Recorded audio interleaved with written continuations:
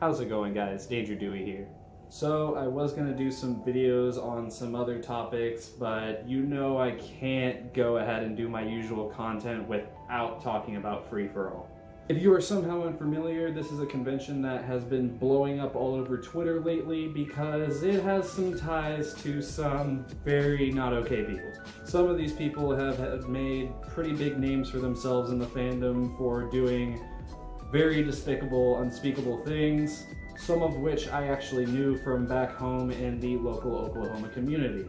Here's an example of some of the people that showed up to this convention.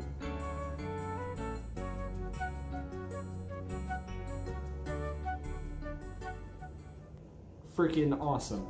Now, I'm not going to get into a lot of the stuff that's already been posted around on Twitter that is very well known about what went on there, but I'm going to get into some stuff that's probably a little bit lesser known, a lot of people haven't really read just yet, and the connections they kind of make from past conventions.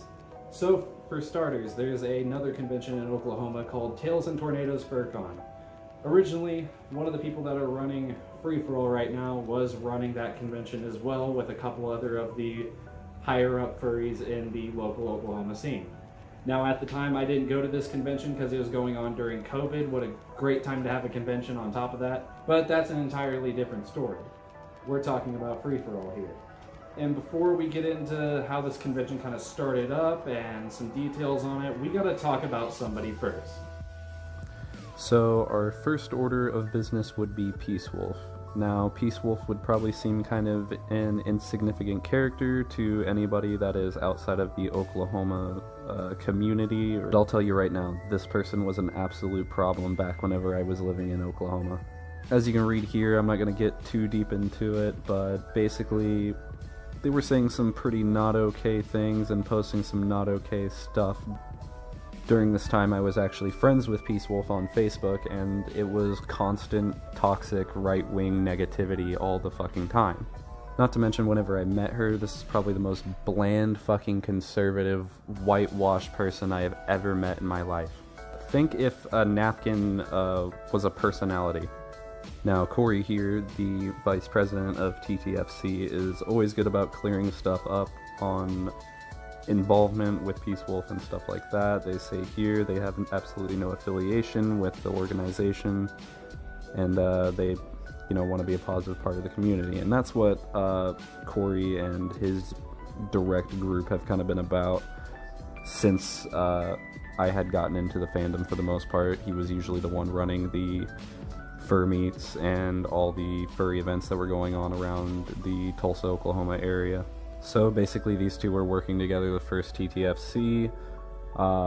Peace Wolf went on to say some racist and transphobic things, and apparently there was things even said to attendees. I remember Peace Wolf posting on Facebook talking about, masks and stuff like that, because this was going on during the middle of the pandemic. So, it was just constant kind of like political bullshit that no one wants to hear or deal with. So yeah, the TTFC staff was not having it and basically kicked her out. Here we have a personal story from Waidayawanano, I think is how you pronounce it. I'm sorry if I butchered that, but basically this person is talking about how they used to be Peace Wolf's social media manager for a little bit, or liaison, whatever that word means. I actually need to search that up. She had fired a staff member for getting pregnant. Her and her husband would make racist jokes. That's definitely confirmed. I could attest to that from both online instances and in person. She was also very, very homophobic as well. Basically, Peace Wolf's whole thing is that she is a major, Bible thumper, and honestly, she hates anyone to make fun of her beliefs or her religion, but constantly is putting people down for literally being themselves or just being a different race. This person didn't show up to TTFC because, all the bullshit that they were talking about online and the huge blow-ups and all that fun stuff. They rejoined staff once they got rid of Peace Wolf from the staff board. I'm very, very glad for TTFC because they deserve to have a, you know, actual good convention down in Oklahoma that isn't full of this dramatic bullshit, and should be able to build their community a bit more. But sadly, Peace Wolf wanted to make, you know, Free For All come back. And I love how the whole thing is honoring freedom and the America's Furry Convention, and the uncanceled stickers are fucking cringe as hell. So yeah, she basically started up this convention again to basically kind of get back at TTFC staff, it seems, because she was also trying to book the same Marriott hotel that TTFC tends to use. I think Free For All actually ended up taking place in like a wedding hall or something like that, so I don't even think they got the venues that they were wanting. It was honestly just a big disaster of a convention. It did more bad for them than good, I feel like, because now everyone's getting like outed as being a piece of shit all over Twitter, which we'll get into some screenshots of that as well. And I love how they keep writing it off as this big success, but they had 200 people show up, majority of which, like, have committed some sort of crime or hate crime, whether that be grooming or zoophilia or, like, bomb threats and tons of other crazy right-wing shit. As you can see, they're kind of trying to act like they are, you know, against cancel culture and stuff like that, but like basically the only people that showed up were just fucked up people.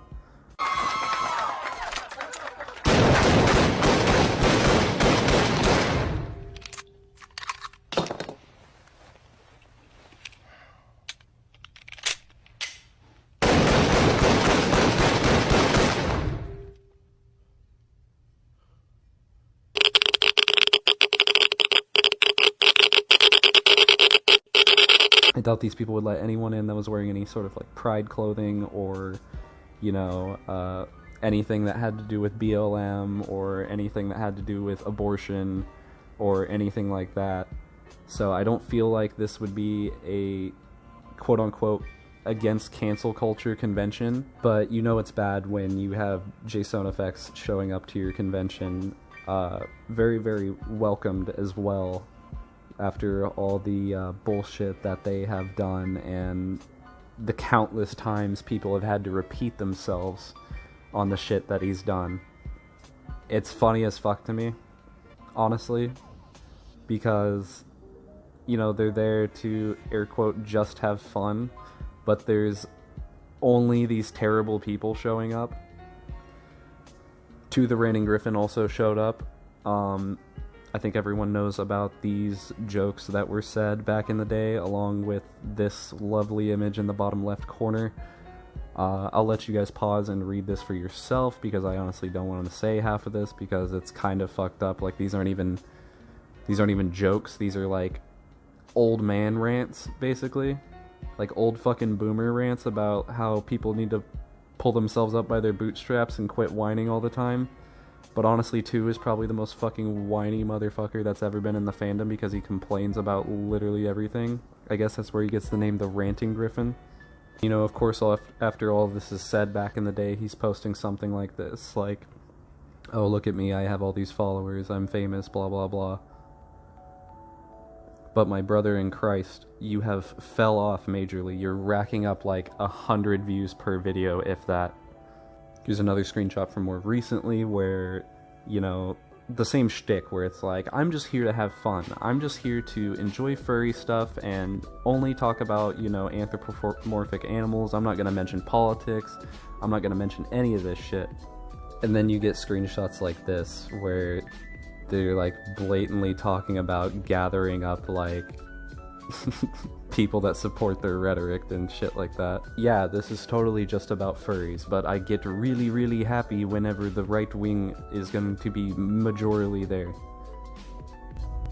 Absolutely fucking goofy looking. Look at this shit. Like, bro's got the least amount of drip I've ever seen in my life. My guy, half your shirt looks like it should be in Where's Waldo, and the other half looks like it should be on an old man sitting in a fucking Denny's.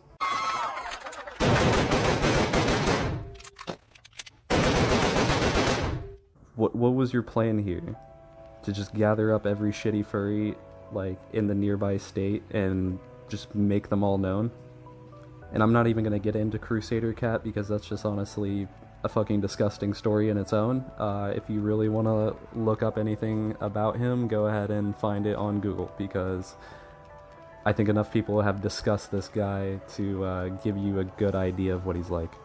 So, my takeaway from this whole situation is that this convention really wasn't for, you know, free speech, cancel culture, all this other shit. It was made to kind of be a big fuck you in the face of the community. Like, oh, look who can come back and hang out with us despite all the shitty things they've done.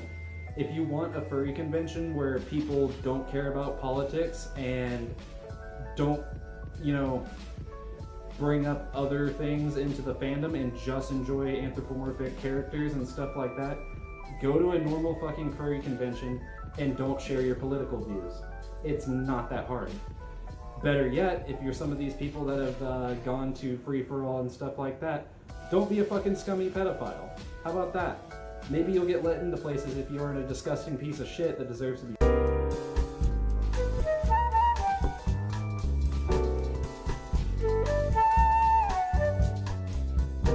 Sorry, not sorry. I know I'll get some person that's probably like, oh, why do you gotta stir up the pot and cause more drama and stuff like that? Fuck you. Fuck these people that ran this convention. Because they did it out of spite. They didn't do it for fun and freedom and all this other stuff. It's literally to gather some of the shittiest right-wing people into one place so they can congregate and do whatever the fuck they want. And with these people displaying this convention like it's some big open friendly thing where everybody's having fun and all this other stuff is honestly the stupidest pitch ever, because it's just so obvious that they're cherry picking certain people to come to this convention and kind of making it to this way to where you're not going to get approached for your bad actions. You're not going to get any sort of backlash or anything like that for any bullshit that you do.